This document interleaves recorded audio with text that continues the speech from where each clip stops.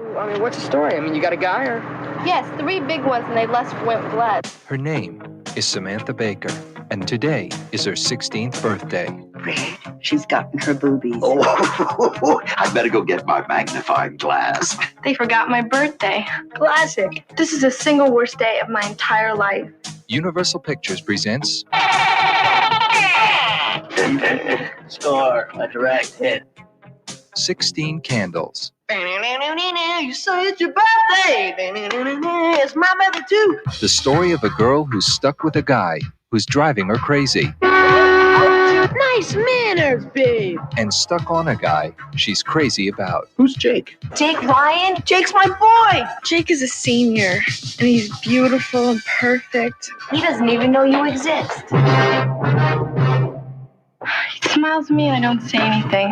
Can't believe I'm such a jerk. You quit feeling sorry for yourself. It's bad for your complexion. Do you know Samantha Baker? Kids are looking at me a lot.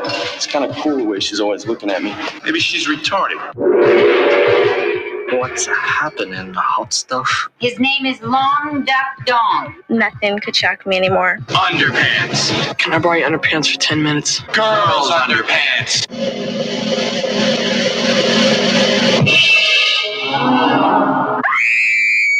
Hate that rock and roll rubbish. Everybody in this family has just gone totally out of limits.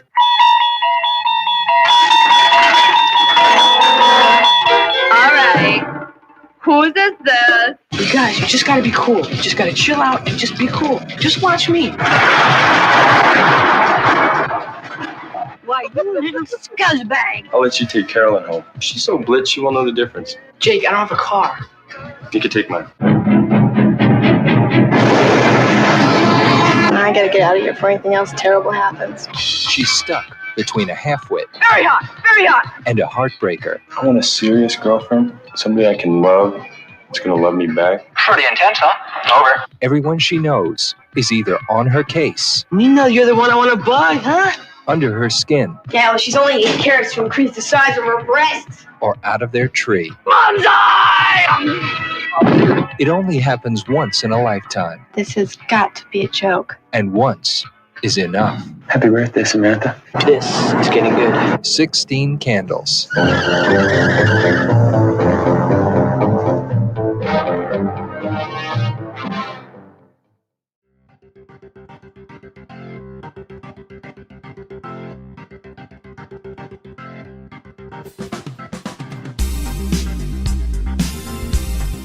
Hello, I'm Katie, and welcome to Retromade, your pop culture rewind.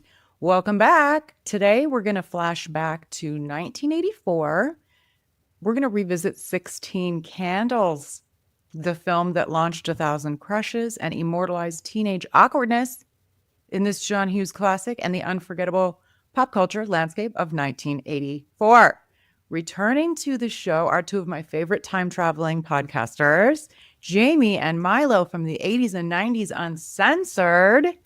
These guys are all about pop culture nostalgia. They also created Pod Chums, a community helping indie podcasters connect and grow. It's always a blast having you guys. What's new? What's going on in your world? Hey. Yeah, boy, lots going on in our world these days. Doing podcasts. Yeah, we got Pod Chums. We've got the Podysees, watching old movies. Jamie's moving. like middle-aged life changes and stuff. It's crazy. I had a colonoscopy. Oh, that's a milestone, right? Yeah, now I'm truly middle-aged because I had my first colonoscopy, so I'm good. I'm in the club. Mm-hmm. I'm lucky enough to not have joined that club yet, but not far off, probably. Yeah, and on the plus side, they found everything they were looking for in there. They got it all out, all the toys, all the Lemony Winks. They found him. He was alive and well. So all good. Looking for that little fella. Finally found him. Have your 80s and 90s Uncensored mug. Oh, yeah, of course. I love it. When joining a podcast. Tell us more about Pod Chums. What's the scoop? Tell the listeners about it. Jamie, it's your baby. So we started Pod Chums as just a way to connect with other podcasters, kind of a podcast guild that you're a founding member of, by the way. Mm-hmm. So just a place where we can go, maybe find collaboration opportunities, maybe share some insider information about podcasting. And we just got a whole influx of new members that we have to introduce you to. Love that. It was just kind of like just us for a little while, but now with the Podyssey Awards, we've invited some others. So we're going to have a little intro to all the new members. But it's fun because, you have the big podcasts and they're part of big networks, and little podcasts like us, we don't get that, right? So we kind of made one, and it's just our own literal kind of, it's a network, right? But a network in that we can all kind of like collaborate together and share ideas, maybe co-guest, have a cross-promotional marketing opportunities, whatever. So I think it's fun. I think us little podcasters deserve a community for ourselves. You know what I'm saying? We don't have to be the big guys to have our own thing going on. Agreed. I love it. You meet great people, and there's a podcast. There's a podcast that goes along with it. So that's fun, especially if you're a podcaster.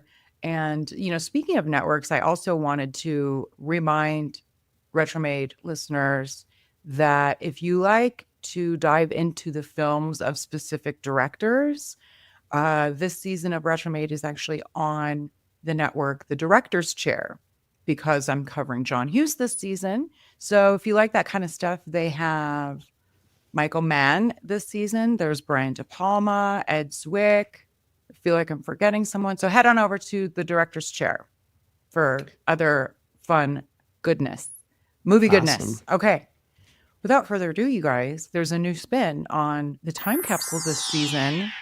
I see what you did there. Yeah. Can you guys see that? Oh, yeah. Yep. Okay. So I've created the categories on the Retromade time capsule wheel here. I'm going to spin on your behalf, see what category we come to, and we will test your 1984 knowledge, guys. So. You had your coffee, Jamie? Is the brain firing? All right, you guys. Yeah, I'm ready. I'm ready to do this. Right. Commercial countdown. All right. In a 1984 ad campaign targeting kids and tweens, this fruit drink brand featured an animated pitcher mascot who burst through the walls exclaiming his famous line. Oh, we need to say the line, not the brand? Okay, yeah. Kool-Aid. yeah. And what was the brand? Who was it? Kool-Aid on that one. He's Yeah, a we know Kool-Aid that. guy. Kool-Aid Yeah. Man. Yes. And I like how all the kids were always like, oh, cool, it's the Kool-Aid Man. Where in real life, you'd be terrified. This giant Kool-Aid pitcher just busts through the brick wall and he's like, oh, yeah. You're like, oh, yeah. Run away. Kool-Aid was a thing, man. You could do a lot with it. You drink the Kool-Aid as it is. You freeze it in your ice cube trays and make little Yes. Kool-Aid pops out of it. You can add vodka to it. Add vodka, exactly. Yes. All And kinds of stuff maybe you can do we with used to Kool-Aid. use it to clean up metal. So, Oh, is it Kool-Aid. like Coke like that? If yeah, there's if you acid? concentrate it, there's an acid. You can clean stuff with it. Oh, that sounds horrifying Yeah. that we consume And it. we drink it. Uh-huh. All right, there's another one. In 1984, this athletic shoe company aired high-energy TV spot featuring the slogan, "Just for the fun of it." It was promoting aerobics-inspired sneakers. And this was shortly before this company's market dominance was eclipsed by Nike. What brand was it? Is it I'm Adidas? thinking I was thinking Reebok, but it could be Adidas as well. Miley. I combined your names. You guys are now Miley. That's fine. Yeah. We're like a Hey, married if we have couple. a kid, We're if we have Miley. that kid someday, Milo, we know Yep. what to name it. Miley. Milo, you are correct. Oh, good job. Reebok, just for the fun of it. All right, let's Yeah. see another category. You guys are doing pretty good. Fad flashback. This particular type of dance exploded in popularity thanks to certain films that I won't say because it'll give it away. But they were released in 1984. It began as urban street culture, and then it hit the national stage, spawning competitions and TV appearances. What was it? And recently in this year's Olympics in France. Yeah. Yes. Yeah, we know. With that Australian gal. It was a one and done. One and done though. And what's the answer, you guys? Break-in. Dancing. Break dancing. But the movie Break-In. Break-In came out Yeah. in 1984. That was the movie that I didn't want to name. Oh, yeah, that's because the it would movie. have given it. Yeah. And then, Break-In. That was big. That was just ahead of the movie we're talking about in the box office. Yeah. Oh, we're doing all right, Jamie. It'd be embarrassing if we do a You're doing pretty podcast good. about the 80s and couldn't answer any questions. Yeah, about we got it. our podcast is like 4.5 years old, and we didn't know anything. That'd be embarrassing. Let's do another one. So you guys already won breakdancing as the fad. Yay. VHS Vault. These are always fun. Mm.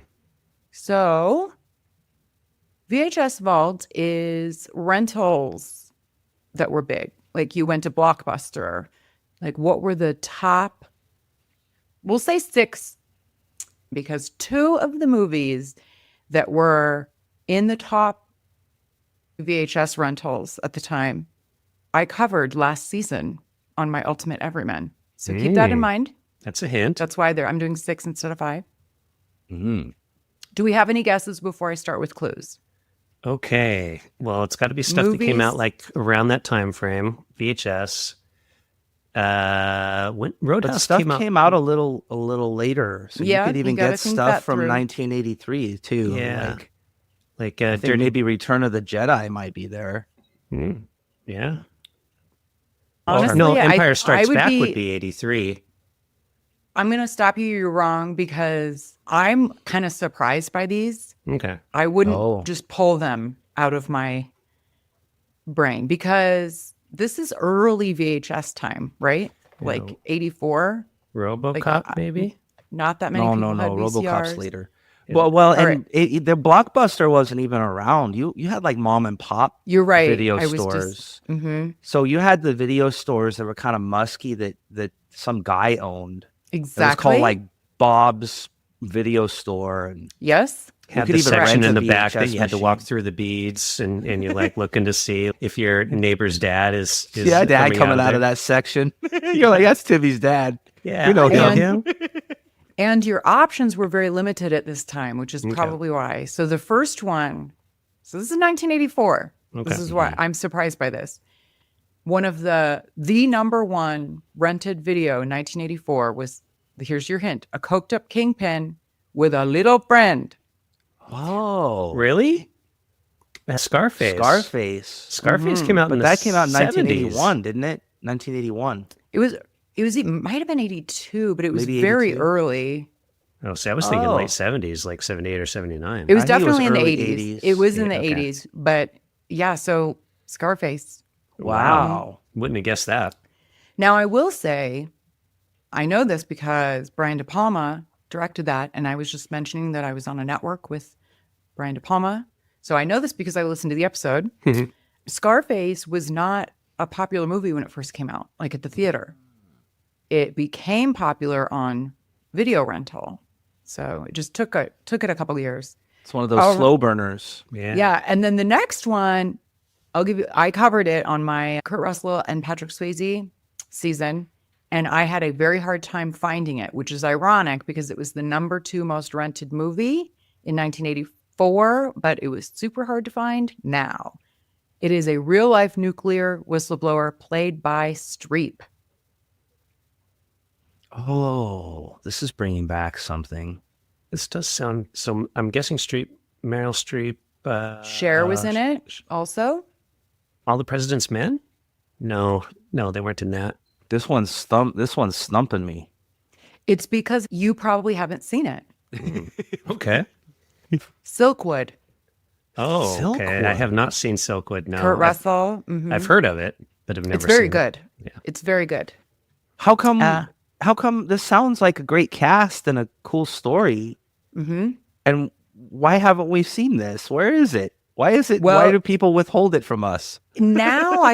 So when I did the episode, it was not available to stream anywhere. So I like literally rented it from my library, requested it. But I think it is now on one of the streamers. So just search for Silkwood. It's very good, and it's based on a true story. Okay. We're gonna watch that, Milo. Yeah, I think we gotta do that listen one to on the our episode, you guys, if you haven't. No, we're gonna listen to the episode too. Yeah. We're gonna listen to the also episode listeners, first thing. Okay. Next one, a tear-jerking tale of mothers and daughters. Beaches. I want to say Beaches, but Beaches didn't come out till later. Beaches came out in the later 80s. Trying to think. I think... Tears of Endearment. Yes. Wow, good job, Jamie. Good job. And I only know about that because I recently did a article or something that I was writing, and I've never seen that either, but it was like Best Picture or something. It has a lot of accolades, and I never saw it. So now that I'm old, probably because in 1984 I'm a kid and I don't care about that kind of stuff. Yeah, exactly. But now that I'm old, I think I might actually put that on my list to watch it, and I might actually like it, which is sad, which means I'm getting old, but it happens to the best of us, Jamie. Yeah. Mm-hmm. Okay, a Plymouth Fury with a murderous streak. Oh, that's Christine. I know that. It's called Christine. Mm-hmm. Yeah, there you go. Good job. I love that movie. See, that's probably more of my style when I'm 1984. What a wild premise, eh? The jealous car. Car is killing people because she's jealous. I think everything that's Stephen King, based on the Stephen King novel. Yeah, you're right. Yeah, yeah. And so far, the only one out of everything you've listed it's the only one I've seen. But I haven't seen it. I think I've only seen it once. So long. Yeah, it was a kid. No, you've seen Scarface. You've seen Scarface. Oh, true. Okay, yeah, Scarface. So too. Yeah. Yeah. And I don't know, maybe, so the last one I also covered last season. So that should give you a hint. Either Kurt Russell or Patrick Swayze's in it. Mm-hmm. And it's a mission to rescue POWs that got a gritty, explosive twist. Name that movie. Wow, one of those two were in a film to rescue POWs? Mm-hmm. It's a little lesser known, but it is very good. The cast is outstanding. Okay. Yeah, I think you're going to have to give this one away. I don't have no idea for me. You, Jamie? Jamie? I'm stumped on this one. Gene Hackman. Is this the one where he's in a plane that crashes and then, like, he has to kind of get out and it's got like a... No, I don't know. Uncommon Valor. Not what I was thinking of. Now it comes back to me. Yeah, have you seen that one, Jamie? I think I've Milo, seen I would it, recommend it. It's good. Okay. Yeah. Yeah. It's one of those under the radar ones for. Yep. And Patrick was in it. So these are the VHS top VHS rentals. Mm-hmm. 1983. And they don't. Yeah, and they don't seem like. Some of them are just under the radar. Like you don't hear about some of these anymore. This is the first time, and I think it's because like mid and late 80s, it's very clearly the big box office movies like the prior year. But I think it's because their options were pretty limited and getting rights to VHSs, they were still trying to work some stuff out at this time. Yeah, so you had a lot of maybe some that weren't like big blockbusters or whatever. Yeah, that's interesting. This does have a good cast, though. You got Robert Stack, Fred Ward, Randall Tex Cobb. Yeah, I'm telling you. Also listen to that episode. Definitely have to listen to that you guys, one, the last category is can Jamie and Milo come out and play? Okay. Launched in the U.S. in 1984, these robots in disguise were based on Japanese toy lines and exploded in popularity thanks to the animated series and comic book. It's gotta be Transformers. Transformers. Yes, sirs. Yeah, Transformers were cool. And the cartoon was awesome and the toys were awesome. Milo and I were both poor though, so we had a lot of GoBots. We had GoBots Transformers. Was that the knockoff version of a Transformer? It wasn't even a knockoff. Like the other version, a completely separate thing that came from Japan. But they transformed into cars and stuff. But I think they actually came out first. I don't think that. Yeah, it might have even come out first.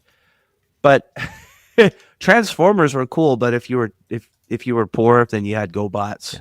Well, GoBots were smaller as well. Yeah. Like the Transformers, and they were lame. larger. Like you put the arms in, you put the legs up. It's a car. Transformers were cool because they were intricate. Transformers were cool. I remember playing. Like I didn't have a Transformer, all girl child household, but my grandparents like had a little toy box for when we came over, and I had a boy cousin about my age, so I played with Transformers at my grandparents' house. Mm-hmm. I think girls probably like Transformers too because that's how cool they were. They were pretty cool. Mm-hmm. I got to admit. Let's see here. I mean, this is very easy, but while introduced in late 1983, the toy line boomed in 1984 with Earth ponies, unicorns, and Pegasi, plus accessories and a full playset ecosystem. What was it? What toy am I referring to? Well, it has to be My Little Pony, right, Jimmy? My Little Pony. Jimmy, you got your My Little Pony collection back behind you there somewhere, right? We just can't. We see did it a on the whole screen. episode on My Little Pony. We did with Milo's wife because so good. Yeah, and they smelled weird. We like smelled My Little Ponies and stuff. Yeah, they did have a smell, and I even had or technically they were probably my sisters, but the holding case was like a stable looking thing. You know what I mean? Mm-hmm. You guys know what I'm talking about? Yeah, it looked like a horse stable. Mm-hmm. Yeah. Mm-hmm. My cousins had them, and I always thought they had a weird smell, kind of like artificially like smelling fruit along with like dirty kid hands. You mix those together, you got My Little Pony. My Little Pony smell. They smell weird for some reason. Yeah, they did. It's that plasticky, artificial scent. You're right. And kid smell. Yeah. Kid hand germs all over him. Let's see. Let's find another one. In that episode, by the way, we talk about bronies. That's a whole nother subject. Yes, I remember that. I do. And yeah. Mm-hmm. Mm-hmm. God, there's so many toys. Look that up, friends. Yeah. That'll make your day. Or My Little Pony episode. That was a good one. I covered the Cabbage Patch Kids craze in my Silkwood episode because that was 1983. So that Christmas, there was such a craze for Cabbage Patch Kids. And I did not recall the name of the company who makes them. Do you guys know who it, not Hasbro or Mattel or what, but do you know who made the Cabbage Patch Kids? No, I would have guessed one of those two. Yeah, I might have guessed Mattel or Hasbro, but Coleco, Coleco. Coleco. Sounds more like a healthcare provider. I know. I never in a million years, I didn't even know this existed, but there was a spinoff from it. Spin-off pet toys from the Cabbage Patch Kids line released in 1984 and included cat and dog-like companions with adoption papers and names. How did I not have this? Do you guys know what it's called? Do you guys know this? I remember the pets. They had the pets come out because Cabbage Patch Kids were so popular, and then they look, they got pets now too. But I don't remember what the pets were called. I can even remember what they look like in my head, but I can't remember what they're called. This says Kusas. What? Kusas? Kusas? Were they Spanish or something? Koos. I am your new dog. It says Koosas. Kusas. No. Kusas. And I remember Cabbage Patch, my cousins had those too. And I guess we're teaching young women to be good mothers or something because they had adoption papers. Yes. Oh, yeah. Like legit adoption papers. Yeah. Like, this is the name of your adopted Cabbage Patch Kid. And the girls are like, I adopted this Cabbage Patch Kid. Mine's was Sonia. Her name was Sonia. Sonia. Yeah. Mm-hmm. I just looked up Kusas, and they're kind of creepy looking. So they're kind of like the human, what do they call it? Like not anamorphic, where like kind of they make them humanish looking. Yeah, they're kind of humanish looking. Yeah. Yeah, they're kind of creepy looking now. Like if dogs and people could have babies, they would look like this, right? They and look you'd like think Kushas. that you probably should put it down because it's suffering. If anybody had these, and maybe I'm pronouncing it wrong, but I can't believe I didn't. It seems like that would be right up my alley. But that was a thing in 1984. Yeah. Creepy Right. looking little animal toy dolls. Thanks for playing, guys. You did pretty darn good, I'd have to say. Oh, that's fun going back to 1984. That was Yeah. fun. I like it. All right. Well, on this season, we're no longer talking about Kurt and Patrick. We're talking about John Hughes movies. What do you guys think? What's your history? I, like many people, am a huge John Hughes fan. You know, the fact that he only made 8 films, but wrote so many more that are just so iconic of the 80s and were like defining of the 80s, right? Like anytime you say 1980s movies, almost instantly John Hughes comes to mind, and you could name his movies. And even if you haven't necessarily seen all of his movies, you've probably at least seen one. You certainly know kind of what they're about. You usually have a pretty good idea who they star, you know, so it's just, yeah, he was iconic of the 80s. We couldn't have had the 80s without John Hughes. And interestingly, I would say John Hughes wouldn't exist today if he were alive. I don't think any of his movies would be made right now based on the content of his movies. I concur. He did kind of go more in the family-friendly direction. However, they're still pretty problematic a lot of the times. Yeah, which I'm sure we'll discuss as we go along. Well, and even some of the plot, like if you look at The Breakfast Club, like imagine pitching that to a studio. Okay, so it's a bunch of kids. They got detention. You got the popular one, the nerdy one, and they sit around and talk all day. You know, the studio would be like, what? No. Well, that happened in 1985 or 84 when he wrote that before actually 16 Candles. But they said, no, you have to do a more typical teen movie. Like that was sort of the deal he did, was make 16 Candles in order to get Breakfast Club made. Oh, neat trivia. Because the studio even then was like, there's no like boobs. Yeah. There's no, no binge drinking. Where's the completely random boob shot that doesn't seem to really have a purpose other than 1980s boobs? But he was right. I mean, Breakfast Club, spoiler alert, is a way better movie. And everybody, not just my opinion, I mean, it's rated better. That movie is held in extremely high regard. Yeah, totally agree. Do you have any additional thoughts, Jamie? Well, here's what I like about John Hughes movies is they're teen comedies, so they're funny and they're teen. But John Hughes movies are interesting because they don't insult the intelligence of teenagers. So most teen comedies are just kind of dumb. Look at this, is dumb. Look, boobies, slapstick. There's not much to it. But John Hughes movies are smart because I think John Hughes knows that teenagers are smart.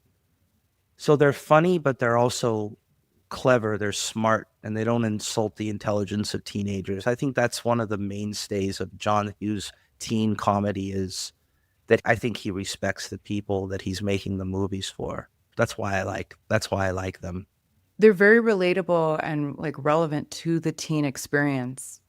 Yeah, it's not through the lens of the adults looking at the teens. It's through the teens. Yeah, and it's not like, super. It's got the teen comedy, but it's not like Porky's or something like that where it's just, hey, look, boobs and funny stuff, and then that's the end of the movie. Teens like that stuff, right? They like slapstick and boobies, so let's just do that.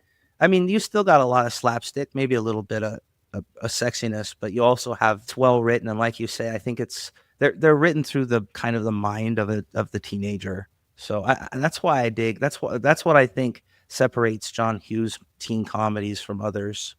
Yeah, that's a good point. Yeah, well said, guys. Well, shall we get into the movie 16 Candles?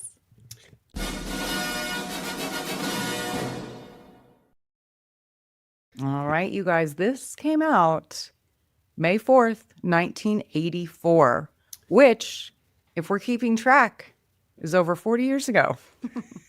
So that's not awesome. Makes me feel very old. I think I just got another gray hair. It's PG. Yeah, because, yep. Yeah, that's wild. Now, a couple reasons, because R, so at the time, your choices were R or PG. PG-13 did not yet exist. And it was only a few months. before it would exist. Yeah. What movie was it? We covered it. Or I covered Red Dawn. Yeah. Red Dawn was the first one. Yeah. Mm-hmm. So yeah, it predates that. So it was either going to be an R or PG. And apparently, if you have more than 2 F-bombs, it's immediately an R. So they just removed one or removed a couple. Because I noted at least one F-bomb in 16 Candles. But then it still has nudity and like underage binge drinking, like very a lot of sexually sexual innuendo. Yeah. And is there sexual assault going on here? So there's a lot in this, and it is a PG movie, whereas Breakfast Club has no nudity, none of that, but it has a lot of language. I mean, some adult situations, I guess, but Breakfast Club is an R-rated movie. Wild, eh? Yeah. See what happens when you drop too many F-bombs. Yeah. Yeah, Those rating nudity, boards sexual are so assault, weird. possible sexual assault, all that kind of stuff. That's fine. But you drop too many F-bombs. That's an R. We're coming down on you hard. You're over the line. You're over the line with that language. You can't drop an F-bomb while you're showing your boobies. Get rid of that F-bomb. Yeah. keep the boobs, though, please. Keep the boobs. That's okay. PG. Yeah. Well, 16 Candles is not one of my go-tos. Like, I always think of it, but I can't quote it like I can Breakfast Club or something. So I sort of conflate it and Pretty Pink in my head because I don't rewatch them as often. So if you are similar to me and you need a refresh about 16 Candles, here's the description of it. Samantha's life is going downhill fast. The 16-year-old has a crush on the most popular boy in school, and the geekiest boy in school has a crush on her. Her sister is getting married, and with all the excitement, the rest of the family forgets that it's her 16th birthday. And add 2 sets of horrendously embarrassing and quite funny grandparents, a foreign exchange student named Long Duck Dong, and behold the makings of a hilarious journey into young womanhood. This is 16 Candles, and it has a 7.0 on IMDb. And to your point, Milo, about John Hughes only directing, a certain number of films, this was his directorial debut. And he also wrote the movie. Yeah, I'm with you, Katie, though. I do, in my head, overlap this with Pretty in Pink. Like, when I watched it the other night, I was like, oh, the thing I'm thinking of must be in Pretty in Pink, because it's not in this movie. They're very, very similar films. And I think a lot of people think John Hughes directed Pretty in Pink, but he didn't. He just wrote it. You're right. As we will get into, but there was almost every 5 minutes, I'm like, ooh, wow, yikes. This one's really problematic. But I do, now, having said that, I'm going to just have fun watching the movie. It's in the 80s, it's a different time, but it's kind of fun to make fun of how wildly inappropriate and offensive, I guess, a lot of things were in this movie. But let's start with some of our cast members. So Samantha's played by Molly Ringwald, and I'm pretty sure John Hughes wrote this movie for her, with her in mind. Like, he had a headshot of her, and then she went on to become his muse. I guess he had a picture of her headshot too when he was doing work, and he'd kind of look at her every once in a while, like, this is the girl I'm writing about. I think she was perfectly cast. I mean, because she's adorable, but she also has that kind of geeky quality to her, to where you're like, okay, she's definitely not going to be like the super pretty popular girl. She's also still very attractive, and just I just think she's perfectly cast in this. Yeah, I agree. And then the geek is played by Anthony Michael Hall, and they were both 15. Both of those two were actually 15 years old in this movie. We'll get into some of the ages, which is interesting. The crush, the hot boy in this movie, Jake Ryan, is played by Michael Schofling. And do you guys know him from anything? No. This is literally the only thing I know him from. Yeah, I think he went on to just have a regular life. He stopped working in 1991, it looks like. He was 23 when this movie was made. Which I think that tracks. I buy that. Like, he looks like a young man. I thought Anthony Michael Hall looked all of 11 in this movie. Didn't you think he looked so young?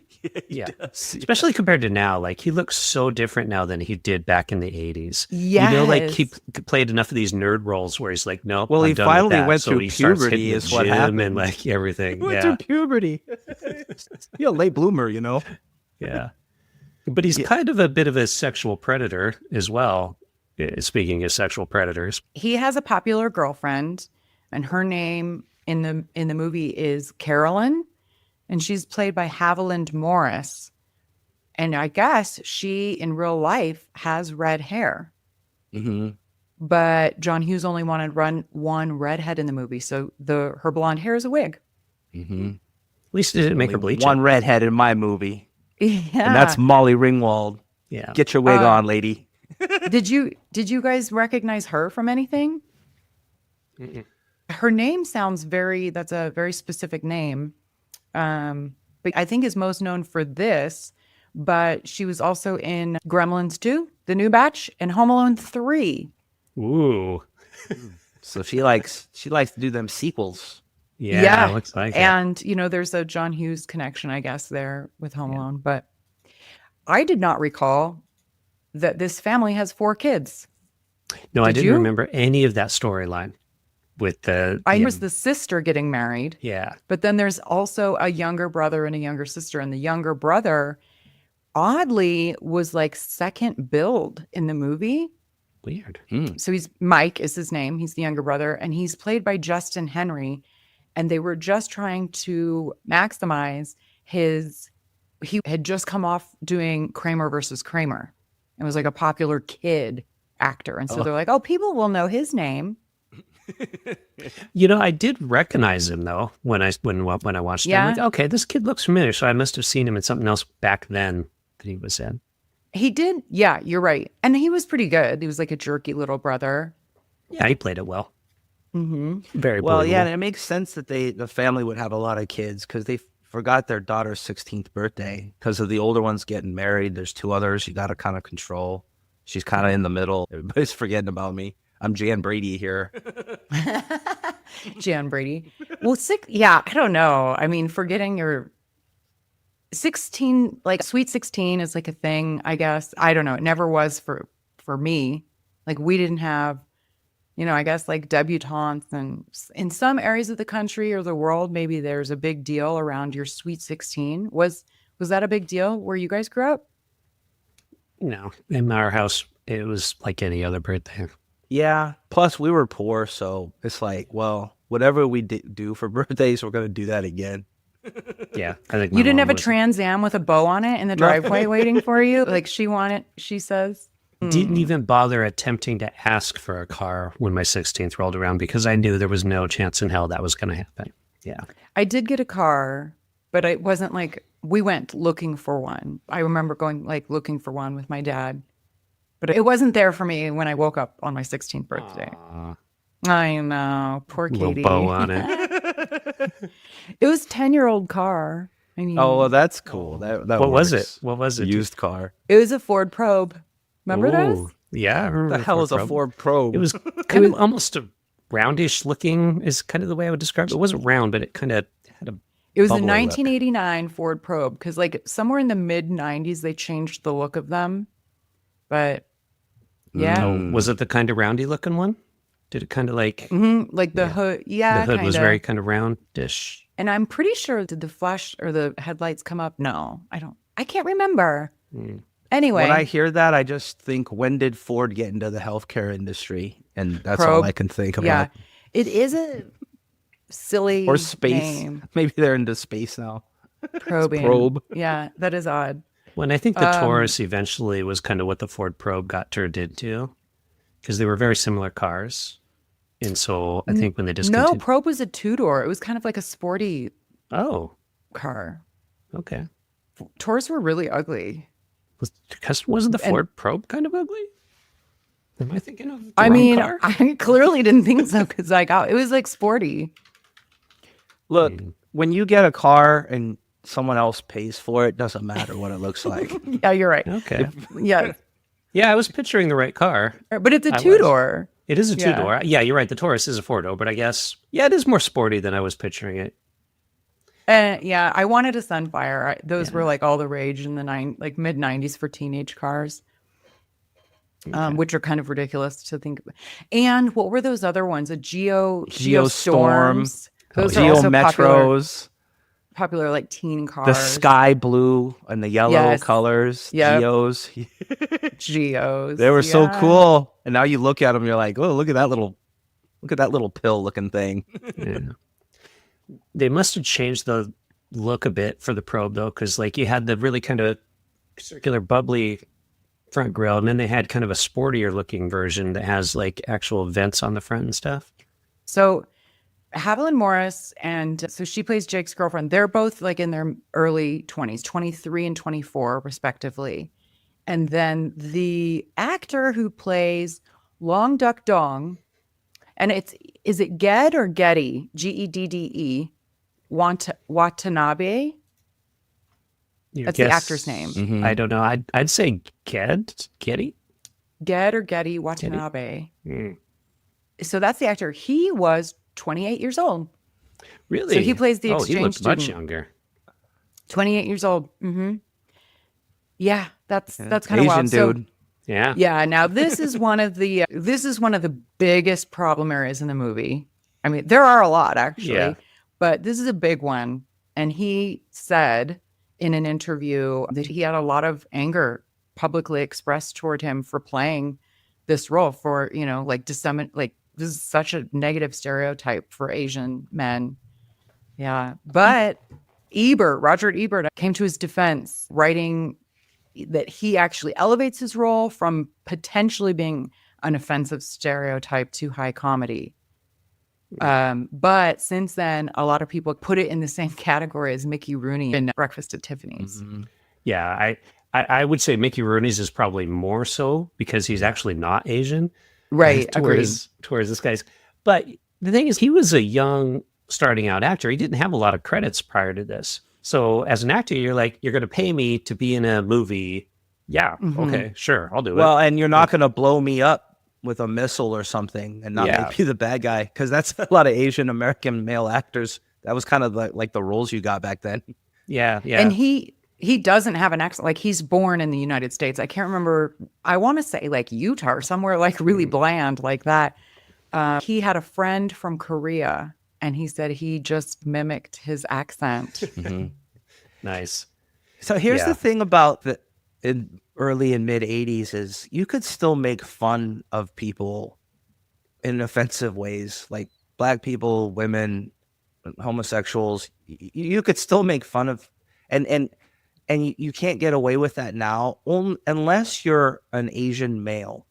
I was kind of noticing that it still seems even today like it's okay to make fun of Asian males. If you make fun of anybody else, it's offensive, but you'll still see stuff out there that's very kind of stereotypical. And I thought that's interesting that the Asian male hasn't really been protected in the way that all these other groups of people had in our current kind of world.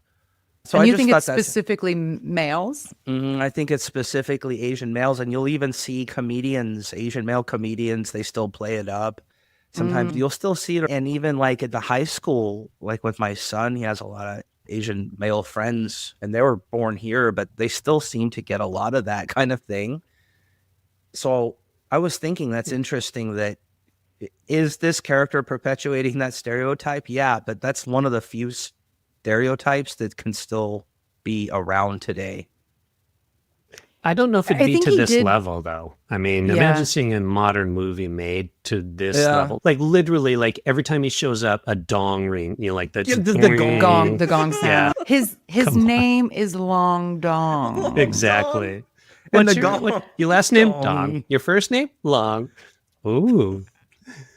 Oh, and he even, doesn't he have, like, karate gear on in one scene randomly? Yeah. And they continually call him Chinaman, the Chinaman. The Chinaman.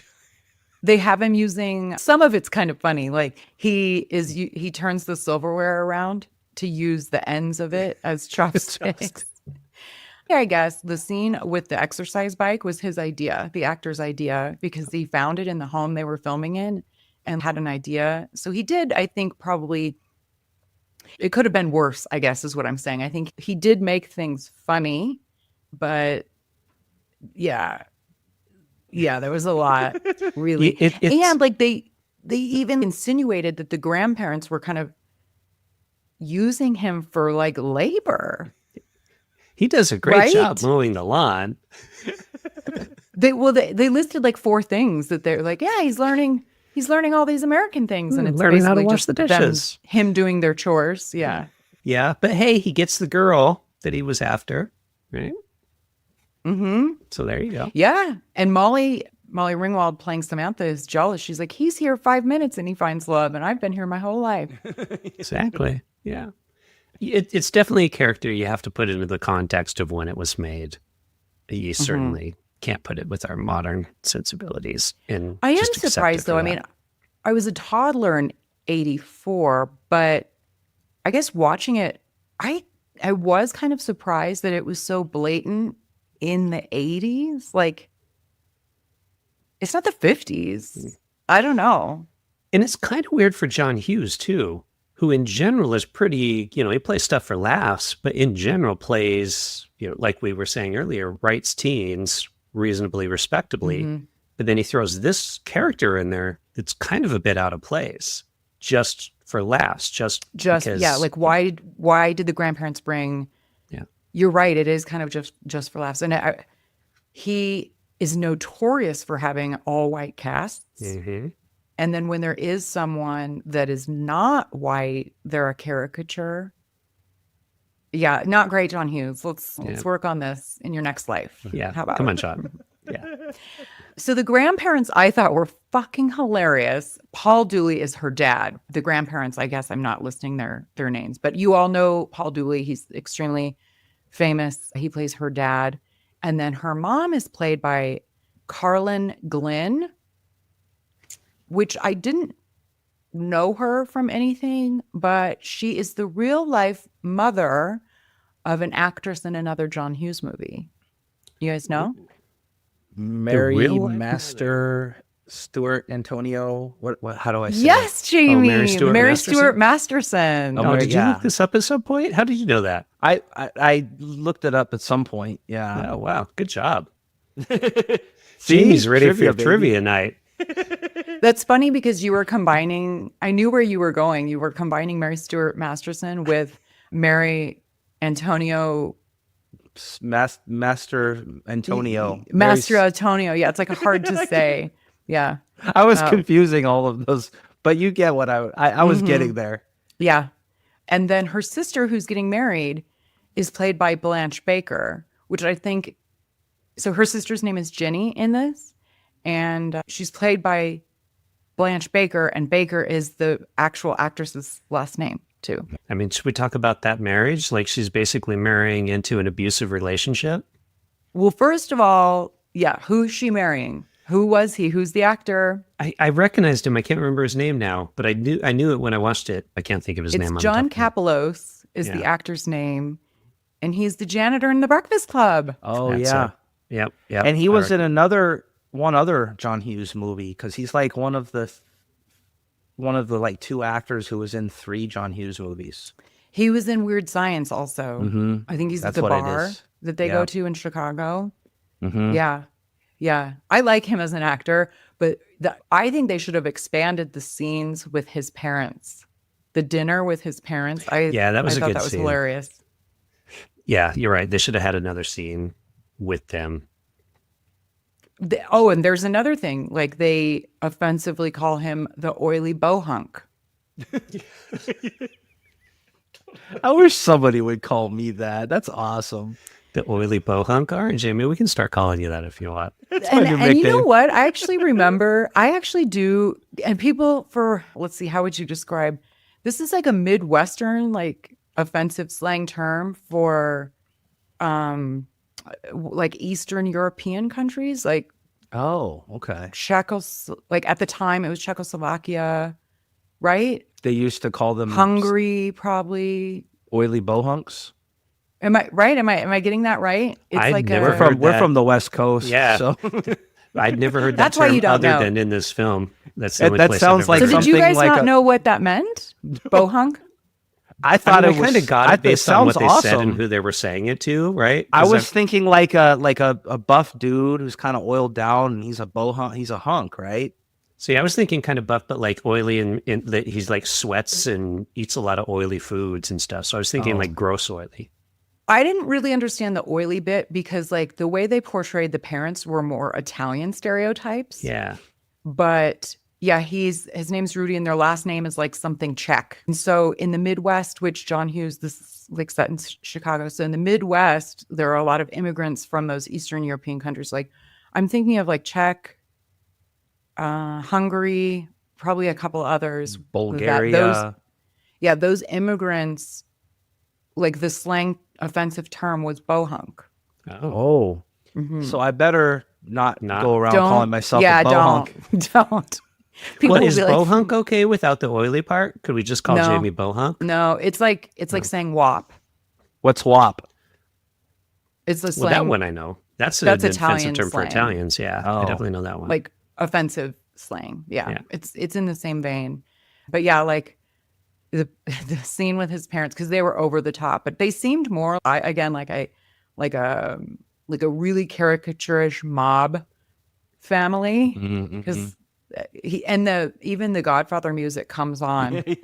yeah. Like when he's like, "Oh, my business. It's a little this, a little that." And the We don't mom's talk about my overly made up. Can't talk about it too much. I might have to kill you. Come on. Well, so where were you going with the she's marrying into an abusive relationship? Well, because Miley? he's really quite. I keep calling you guys insulting. Miley. Well, like he's When really we quite merge. insulting towards her.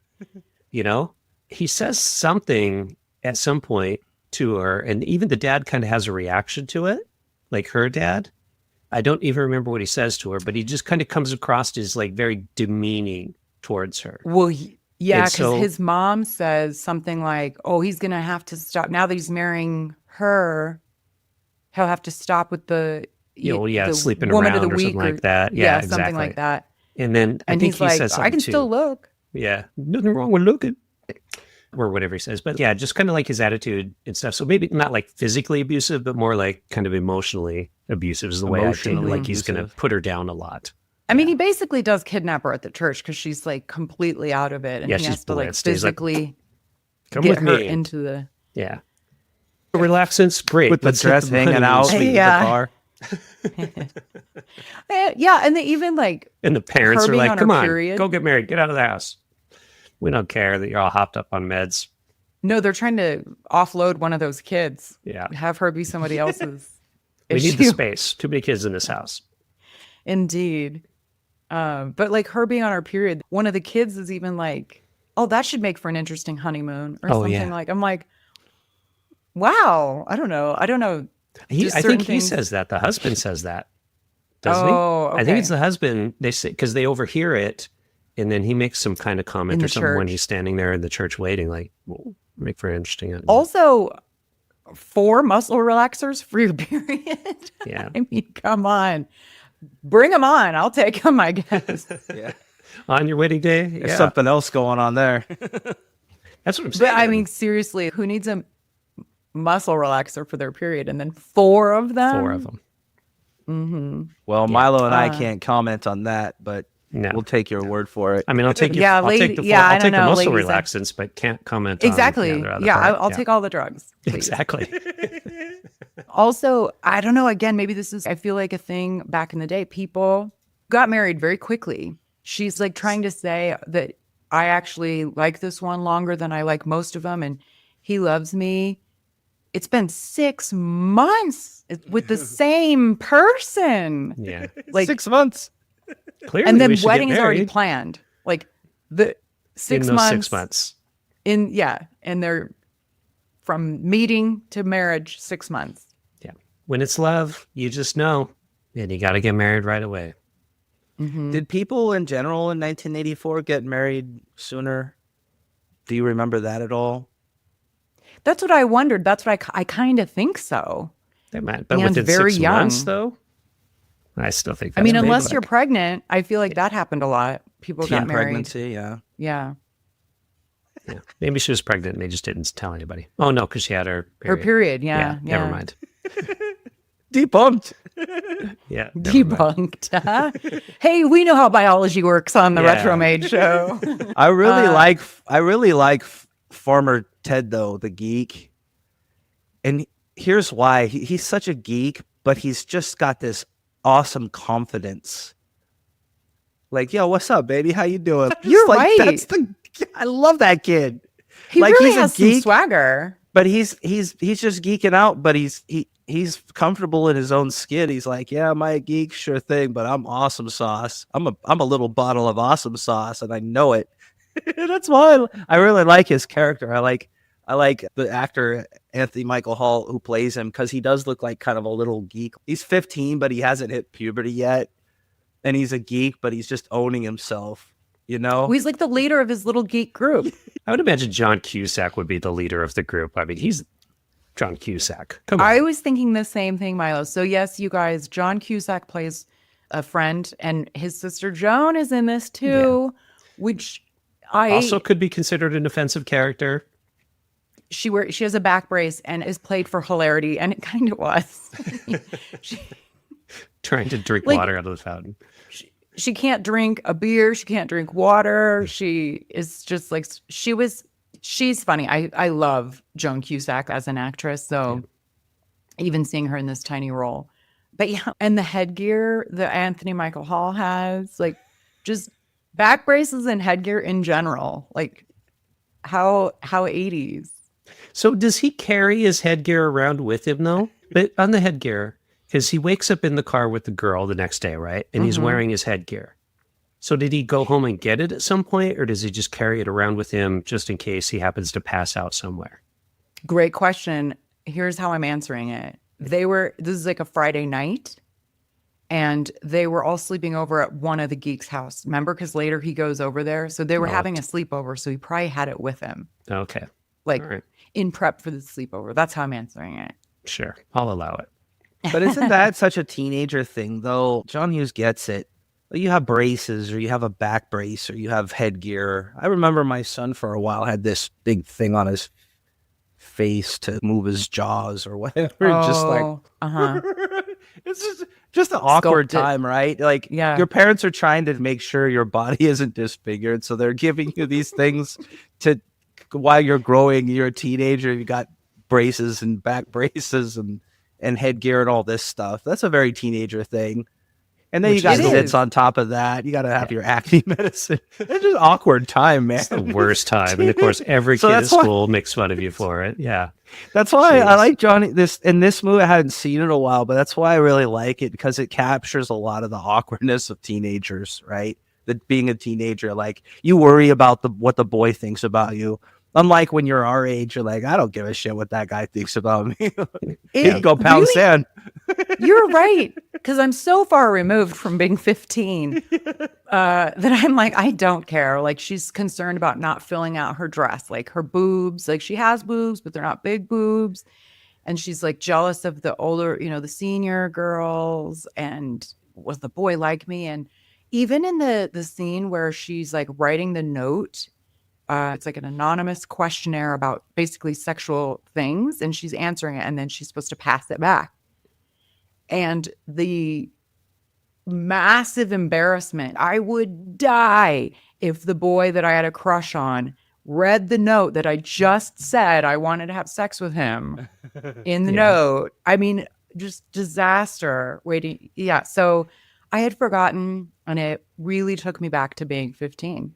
Yeah, because you're so self-conscious, and I see it in my teen son. He really he cares if he smells or not, and he's always wearing like cologne and stuff. I'm like, dude, you smell like a French gigolo. When I was young, yeah, dude, the house smells like a whorehouse in here. What's going on?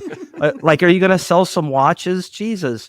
But he's like, I don't want to smell bad. I'm gonna go see my girlfriend, dude. How could you possibly smell bad? You took a bath in cologne. Can you ease up on that? Because back then, I remember, though, I didn't want to smell either. Now I'm like, yeah, I'm all right. Good enough. Go a couple more days. It's all good. No, I fully support I fully support teenagers wearing the cologne because I remember loving the scent that my boyfriend wore, and like when I'd wear his shirt, I'd take his shirt home and I'm like, oh, it smells like him, But they care. They care. That teenagers care. That's why I like this movie. It took me back to like teenagerhood, where you care. They all care about stuff like that, and it's nice. And they're awkward, and it is nice, but it also makes you really insecure. I never want to go to that level of insecurity ever again. Unless you're Farmer Ted the geek, man, he doesn't have any insecurity. He's like, here's my headgear, whatever. I'm awesome. He's also almost I'm a ladies' sexual man. predator. Guy does not take no for an answer. Come on. Like, how many times does she say no? She's like, no, get off me, no, and then he's like, oh, sure, I'll take your passed out drunk girlfriend home. Just throw on the, no problem. He's more worried about driving the car than the girl, It's like, that's a nice car. I can't drive that. Can't I just throw your girlfriend, and on the bus? On the bus. So yeah, like this night they're at a dance. From Anthony Michael Hall's character, he makes a bet. This is just wild. The events that happen that he does that he should feel responsible for. He bets his loser friends that he is basically going to have sex that night, right then and there with Samantha. And they somehow end up in the shop room in a half-built car. Yeah, Milo, he comes on to her, like, hard, mauls her, and she's like, get off. And he's like, I think he maybe even said, I'm sorry. And then she said, it's okay. He takes it's okay as permission to start doing it again. And because he actually does like her, and I think he does respect her, he tells her this little secret that he has with his friends, and she gave him the panties to use. Because she likes him too, actually. I think she likes him too. She doesn't want to get it on with him, but I think she respects his tenacity. I don't know. So then all these like freshman boys pay to see the panties. Exactly. $1. You want to see the panties? $1. Which, by the way, how are they buying this as proof of sex? He could have just bought those. Yeah. Yeah. Or found them somewhere or ran to the store. Yeah. Could have got them anywhere. No. So then later in the evening, he's in a car with yet another woman. After trading the panties for her. That's right. They make a deal. Tell us about the deal, Milo. Tell us about the deal that Jake... he trades his girl. This is just wild. Yeah. He's literally like, his girlfriend's passed out, drunk, and he finds Anthony Michael Hall in his house, and Anthony's making him a drink and mentions the panties, and he's like, hey, I'll trade you those, give me the panties, and I'll let you take my girlfriend home. And he's like, well, I can't do that. And he's like, oh, no, she's passed out. She wouldn't know me from you. It's fine. Go for it. And then he even tells her, I'm him. He's me. Now, they didn't she wakes up for a blatantly second. say it, but did you mean, was he giving permission to sleep with her? That's the way I was taking it. I think it was implied. It was definitely they didn't outright implied. say it. Yeah, because yes. Home. So once they dump her in the back of the car, she wakes up for a second. She looks at him, and Jake's like, "What? Who are you?" And Jake's like, "He's me, and I'm you. He's me." And she's like, "Okay, that's good," and passes back out. And he's like, "Yeah," because even the geek is kind of like, "Are you sure?" And Jake's like, "Yeah, that's good. I've got a new girl that I like now, so do whatever you want with this one." She's used up. I've had her before. Yeah. I've lost interest. And I think he's sick of all her partying and stuff, and maybe he wants a girl who's like a little more stable, maybe nicer. And everybody he does say knows someone if I she's can love and care about. That's not. Maybe he's so maturing. shallow. Yeah, maybe he's maturing as a guy. Yeah, it's very mature to ditch your drunk girlfriend in a car with some geek, implying that the geek can have sex with her. He's sick of her, man. Do whatever you want, kid. It doesn't matter to me. Wheeling and dealing. She, he fair and square, man. Also, did you guys notice that when they're it takes two of them, they're collaborating on this kidnapping extravaganza, putting her in the car with another 6-pack of beer. Oh, yeah. This is the end of the night. The party's over. And he's like, here's some roadies for you. Yep. And she continues to drink that. Was he doing that on purpose to maintain her level of I think intoxication? so. He's like, you don't want her, like, it was again implied, you don't want her waking up. So just, too much. So just keep feeding her beers, have a few for yourself, and it's all good. And drive the car that you really barely know how to drive without your driver's license. Yeah, it's all good. Hey, but as long as you don't drop those F-bombs, that's fine. Yeah, don't drop any F-bombs. PG. Exactly. Again, you guys, yes, this is a PG-rated movie. It is a Take royal... your kids to see it. It Underage drinking, Fun for the sexual whole assault. family. Yeah. But they don't have it. They only have one F-bomb. It's okay. Yeah.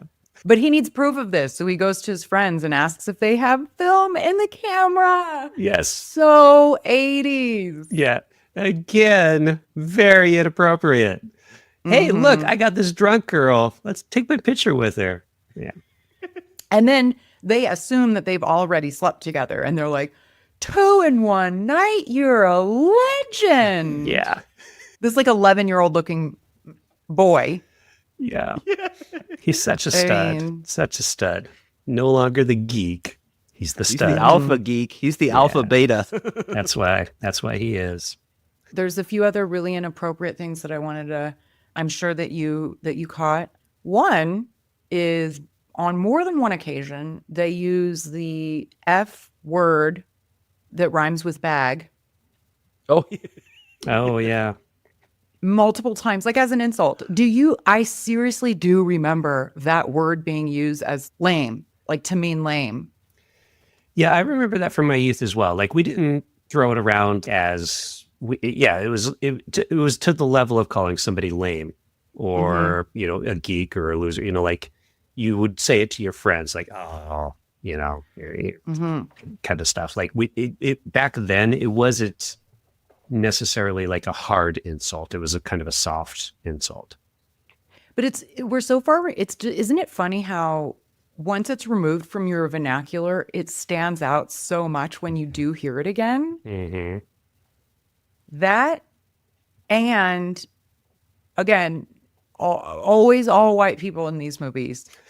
When Samantha is talking about what would be her perfect, she's complaining to her friend that her family, she says, my family fucking forgot my birthday.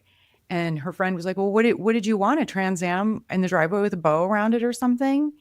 And then she's like talking about her perfect birthday, about like a cute guy in a Trans Am or something, and a black one. And her friend goes, a black guy? like as if that's so shocked that she would actually want to like date a black boy. And she was like, God, no, the Trans Am, a pink boy. Do you remember her saying that? I don't remember holy that. Shit. I must have missed that one. Yeah. Oh, wow. That's funny. It was like in the school hallway, and I was like, oh my God. Yeah. Where would you even find a black kid anyway? Because you're in the part of Chicago suburbs that they don't even Maybe exist. that's why her friend was so shocked. There aren't any black people within miles of us. Yeah. You're going to go up to the south side? Like, where are you going to go? Yeah. Oh my God. But then she said, no, a black car, a pink boy. To make nice and white pink. Kind of because they were talking about like pink or I don't know, pink, like pale somehow skin. like mixing up the boy in the car. Yeah. I don't know. There was a Mr. T reference. Oh, what was that? So this is 1984. And I pity the fool. Yeah. So Rocky, I don't know. Actually, the 18 would have already been, the 18 would be on. 18, like, Rocky 3 would have been out. Mm-hmm. Yeah. 84. I think maybe even his cereal was out by then. Mr. T cereal. Mm-hmm. That was kind of big back then. Yeah, he was quite popular then. Yeah, he's wild. So here's a question. So unless I missed something. So when Jake goes to her house to find her and Long Duck Dong answers the door, he's got a black eye. And he starts freaking out. Like Jake had hit him. And they say there's a conversation where he's like, are you going to hit me again or something like that? But there's Yeah, no he said, 'cause scene. you beat me or something. Yeah, you beat Yeah. me. But there's no scene. So they obviously cut a scene out of the film at some point in time where Jake beats up Long Duck Dong. 100%. I actually rewound it, Milo, because I'm like, wait, did I miss something? Yeah. Yeah. So I'm guessing it must have happened at the party maybe or something. But so Jake also was a dick for, besides pimping out his girl, he also beats up the Asian foreign exchange student. Yeah, for no reason. What did he do? He might have done something obnoxious, but yeah, that's the thing. I want to find out what that cut scene is. It's a hate crime. Yeah. Yeah. You're right, Milo. But I got to say, very dreamy. This Jake. Mm-hmm. Did you guys not think so? He's pretty that dreamy. Was like, in fact, that's why they chose him, because actually, I guess he was so shy in the audition, and they were like, we don't know if this guy's going to work, but they were all like, God, this guy's dreamy though. We got to work with this guy somehow. But he's so pretty. Yeah. I guess. And he really, I mean, Jake from I'd have a crush on him if I were a 16-year-old redhead in a suburban Chicago school. I'd be like, damn. He's like the perfect 80s rich kid. This movie also checks all the boxes. There's a dance that they go to. There's a party at the rich kid's house. There's nerds and jocks that, so I don't know why that's like a trope in 80s movies, but they seem to always have beef with each other. I don't. There must have been a cut scene there too. I remember my high school. The nerds and jocks did not. Nerds and jocks, yep. That was a real thing, actually. Yeah. Exactly, because like in real life, it's real. In real life, like it seems like the jocks would, like, you're not enough for me to even care about. That seems like how they would. You must have went to a nice then later school. The nerds got wealthy, like working for tech companies, and the jocks are like, I don't know, selling insurance. So the nerds won out in the long run. True. The nerds got the trophy nerds did wives win. now. The geeks were right. Well, where I was going with that, Milo, is like Jake's friend, even when they're in the gym, which was a weird scene. They're like doing pull-ups or something. And his friend, basically when he's asked about, do you know Samantha Baker? What do you think about her? And his friend is like, I don't. Like, that's how they think of people that aren't of their caliber or whatever. Yeah, in their clique or their group. Yeah. Mm-hmm. I think you find a lot less groups that way with today's kids. But it's weird because, like, my son's a teenager, and I'll drop him off at school or whatever, or he's hanging out with friends, and I'm like, it used to be geeks. The geeks, like you see in this movie, were kind of a subset of the kids, but it seems like there's so many more of them now. Like, maybe they're the majority now. There's a lot of weird kids, man. That's a good point. The kids are weird. There's so many subgenres. Kids have figured out, they're like, wait a minute, if I'm a geek, I'm going to be rich and successful and get the hot girl. Whereas if I'm a jock, I'm going to spend the rest of my life remembering that time in high school when I, threw the football touchdown or whatever, Peak in high school. You're going to be Uncle Rico. Success. They're thinking ahead. Yeah, they're thinking ahead. You're going to be Uncle Rico or Al Bundy. Exactly. They don't want to be Uncle Rico. Al Bundy. Exactly. Yeah. You're going to be selling shoes. Remember that time you threw a touchdown in high school selling shoes? Jocks, you lost. You lose. Yep. There's a few other people that I wanted to point out. I was looking for it. The Reverend I did see. So in the wedding scene, when Ginny, she's like, needs to sit down in the pew because she's so out of it on muscle relaxer. She's like, I just need to sit and rest for a minute. She sits next to Agnes Belushi, who is that actress that's sitting next to her, is John and James' mom. Wow. So they got her a little gig in the film. The priest or the reverend is played by Bill Murray's brother, Brian Doyle Murray. I thought that was fun. The less famous Murray, but he's still in a lot of stuff. Brian Doyle Murphy, if you look at, he shows up in a lot in supporting roles. Yeah, his IMDb page is a mile long. He's in so many. Yeah, he's in so many things. You remember Groundhog Day? He was like the mayor. Well, that's Bill's movie. Like, of course he's gonna. Bill's like, well, my he's brother. just in so many things. Okay. Yeah, I guess That tracks. Also, Jamie Gertz, did you guys see her? She's one of the big yeah. friends. That's like she just had a little cameo, kind of a little role. But I was surprised that she did because I love Jamie Gertz. I think she's kind of the underrated kind of movie dream girl of the 80s. Same. So it was cool to see her in there. I'm a big fan. I am too. Now, we already covered Ferris Bueller's Day Off.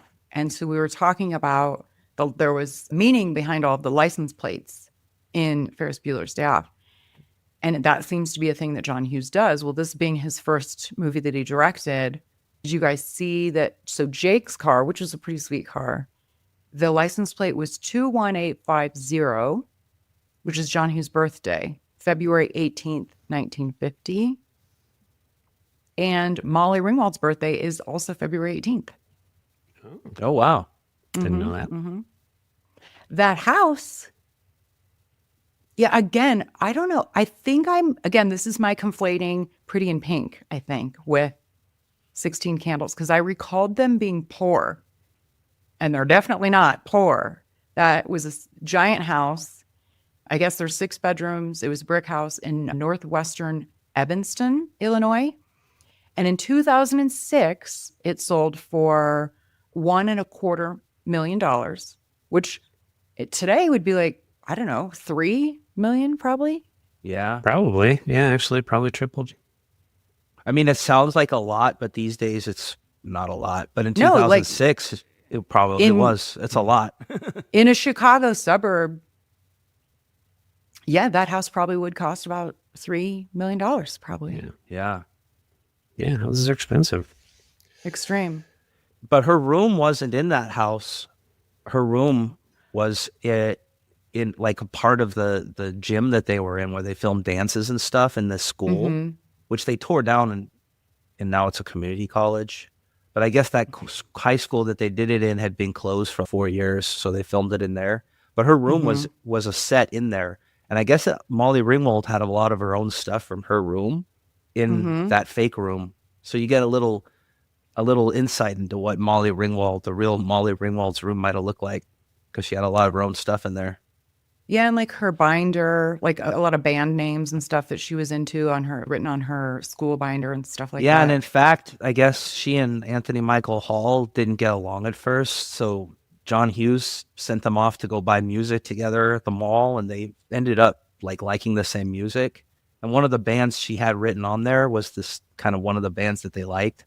So they kind of bonded over music. Which worked out because they were the only two that were underage. So when they were shooting this movie, let's see, I think it was in Skokie. They were, being housed at this hotel in Skokie. And on the weekends, everybody else that was of age went to clubs. And Molly Ringwald and Anthony Michael Hall, being 15, couldn't do that. So I guess, after they bonded over music, they crashed bar mitzvahs at the hotel. Nice.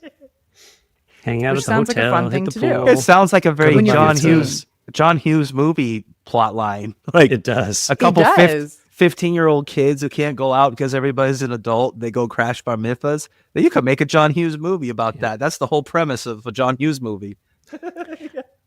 Also, listeners, I would like to point out that the reason I know that is because I started reading the book that I mentioned a couple episodes ago, that I told you I would give you some tidbits from. You Couldn't Ignore Me If You Tried, The Brat Pack, John Hughes, and Their Impact on a Generation by Susanna Gora.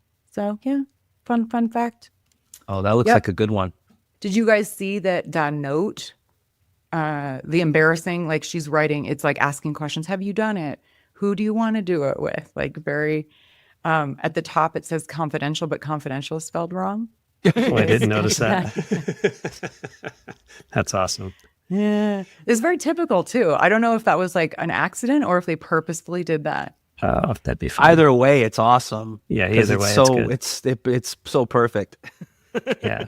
I don't think note passing was a thing in German schools, by the way, because when we watched this, my wife said something about the note. And she's like, what? And I'm like, yeah, they're like writing notes and passing notes in class. Yeah, so she didn't get what they were doing. She was like, is that like a quiz or something? I'm like, no, they're not going to ask that on a quiz. Like, it's like she's passing notes to her friend. Yeah. I mean, it was a quiz, but like a friend quiz. It was a friend quiz, yeah. Yeah, but you pass all kinds of notes in class. That was totally a thing. That's how you texted back then. You'd pass notes. But they didn't do it in German schools. I guess maybe serious over there. 9. Yeah. 9. No notes. Smacked with a ruler if you get caught. Just passing a note. We didn't build Mercedes Benzes by passing notes. Pay attention. You will study. We are busy being a serious civilization. Yeah. I like how one of the questions was like, have you ever had sex? And it was kind of like, maybe, or something like that. Or how do you know? Maybe. How do you tell? She said sort of, sort or of, kind of, or something. Yeah. Or I think so. I think so. Yeah, I think it was. But you know, that I feel like is such a preteen teen thing to be like, well, I've done some stuff, but you know, I don't know. Is that sex? Yeah. Oh, that's pretty funny. So I do very much like the person that they cast as Jake Ryan. However, in an alternate universe, I would have loved this too. You're never going to guess in a million years who was super close to getting it. It was down to 2 people. Are Michael Schofield and Viggo Mortensen. Yeah. I would watch that. Viggo is a stud. He is. I adore. Yeah. I mean, he's an exception for me because I'm not a blonde. I'm not into the blondes, but dude, Viggo Mortensen. Yeah. I guess Molly really wanted him to be the guy too, because she was like, that guy is like, I like this guy. She's like, if I had to choose, I'd hit that. Mm-hmm. Yeah, I think the studio wanted Viggo too, but John, you know, he put the hammer down and he said, no, it's going to be Schofling. Damn it, John. Yeah. I mean, I guess he has more of that kind of high school jock preppy look versus the rich Viggo. Kid, yeah. Like he definitely has probably more of the look of that kind of, drives a Porsche That's kind true. of thing. Whereas Although Viggo maybe could have done like the blonde Ivy League look too, maybe. I don't know. Yeah. I'm not mad at our Jake Ryan here. So, but I would like the alternate reality too. Maybe he could have been in the sequel because as we always talk about in these 80s movies, there's always talk of sequels or remakes or whatnot. There was a potential sequel in 2005 and Molly Ringwald actually was interested in doing it. It was going to be 32 candles, you know, doubling. Well, 16. now it'd be more like 56 candles or something. 60 or 60 candles. No, she's probably not that much older than us. I don't know. 67 candles, like 67 and a half candles. Now you could collect Social Security. And people are like, oh, yeah, we can collect Social Security now. And it's a whole movie about Molly Ringwald collecting Social Security. She's like, having her party birthday time. Jake's gone. There's a new guy in the old folks' home that she's got a crush on. Oh, it's Viggo. Hey, Viggo's back. I'd watch it. I like it. Start writing. We didn't talk about the music, and I wanted to bring him up because he's a very frequent collaborator with John Hughes. The guy who did the music is Ira Newborn, and we talked about him on the Ferris Bueller's Day Off episode because he also did that music. But Weird Science, Uncle Buck, Planes, Trains, and Automobiles, and also Ace Ventura and Mallrats. Ira Newborn. Mallrats even. Wow. Yeah. Yeah, I mean, again, like when you think 80s and you think his film, John Hughes films, you think music as well. Like every one of his films has a soundtrack that goes along with it perfectly. 100%. And it kind of used to be that way with John Hughes or Tim Burton or even a lot of films. Who's the 90s guy that, why can't I think of his name? Pulp Fiction. Quentin Tarantino. Yeah, where they find their style, and they find their musical score guy, and they find a cohort of actors that they like to work with, and that's kind of their little world of their little film world. I don't know, like I don't watch many movies. Is it still that way where directors kind of have that thing, or I feel like that was a thing back then. It very much was. Yeah, John Hughes had his Molly Ringwalds, and he had the people he had his style, the people who did his music, and the Michael Anthony Hall. He had his group, just like Tim Burton did, right? This is my group. I don't know if that's a thing anymore. And maybe it's because studios kind of control everything now instead of the actual directors. It might be. There was a really interesting guest on The Daily Show recently. Her name is Nancy. She's like old world Hollywood, but she's an Asian actress that somehow got parts that weren't just like caricatures. We're talking like in the 60s. And so she was talking about how at that time, the era where the studios, you were under, and part of the reason that happened for her was because she was under contract with a studio. So she was, had to be, they had her contracted for 8 movies or whatever. And so she said that was kind of ending in the 60s. And she said something really interesting when they were talking about movies. She said, everything kind of comes back. So I think that you saying that, Jamie, made me realize, are we getting back to that? Because when that ended, it ushered in this whole independent movie era, you know, really big in the 90s. And then now we're kind of back to just these like giant studio films. So I don't know. It just kind of reminded me of that. Yeah. So speaking of which, though, a lot of these movies that John Hughes did in the 80s that are really good were made for no money. This was made for $6.5 million.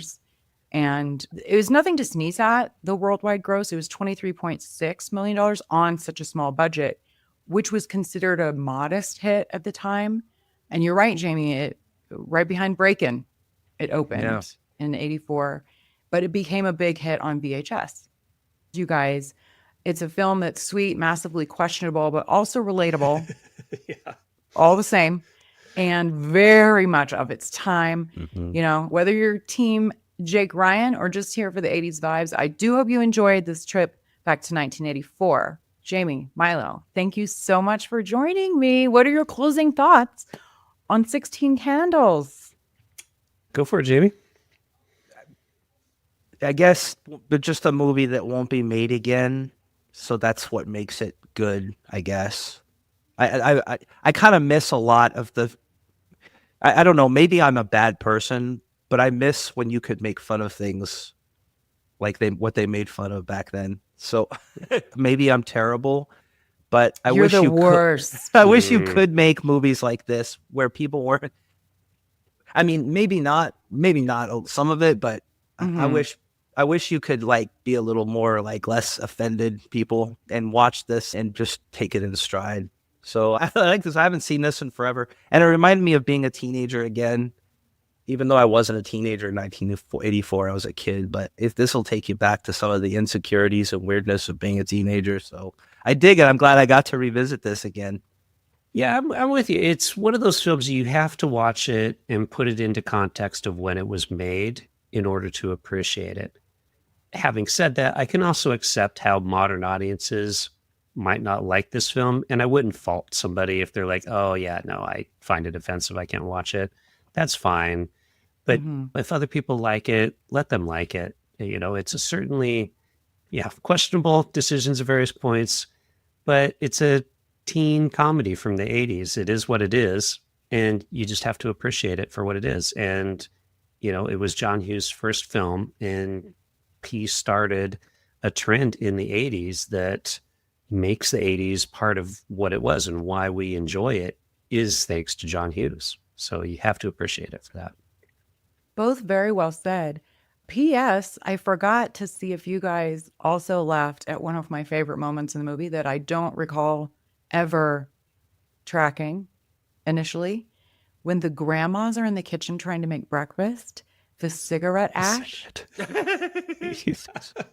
The one grandma's trying to catch the other grandma's cigarette ash while they're cooking. And it's the longest. And it's like in 2 scenes. Then later when they're like eating at the table, she's got a really long cigarette ash too. I was dying at that. Yeah. My grandma had those long cigarette ashes. And I remember my mom sometimes like getting a little ashtray and kind of flicking it off from my grandma. Or they'd cook and even like the ashes would fall into this stuff. They'd be like, man, we're cooking it anyway. Dude, indoor smoking was in 1984 was a thing. And my grandma had, I don't know why, sometimes she'd smoke, but sometimes she'd just light it up just because she's just used to having it. But she wouldn't even smoke it; it just turned into this long ash thing. That's funny. I'm glad you brought that up because it's so. I almost forgot about it, but I was like, oh my God, and I don't remember noticing that in any prior watch. That was so real back then, though. He must see. That's 1984. That was real. He had someone in his life, yeah. Grandmas had those long ass ash cigarettes. It's true. Yep, that's that a they real. Would be smoking while cooking or doing any other thing. Love it. Well, you guys, where can we find you? More of you. Well, you can always find the 80s and 90s Uncensored at pretty much any podcast player. You can visit our website, the80sandthe90s.com. And yeah, if you want to find out more of what we're working on, Fervorfish Media is kind of our like all-encompassing product. Oh. So that's fervorfish.com. And then, of course, Pod Chumps. I'll have this stuff in the show notes too. So send me that. Mm-hmm. Yeah. Well, if you guys had fun with us, hit follow, leave a review, drop me a note. I love hearing from fellow retro nerds. And until next time, be kind, rewind.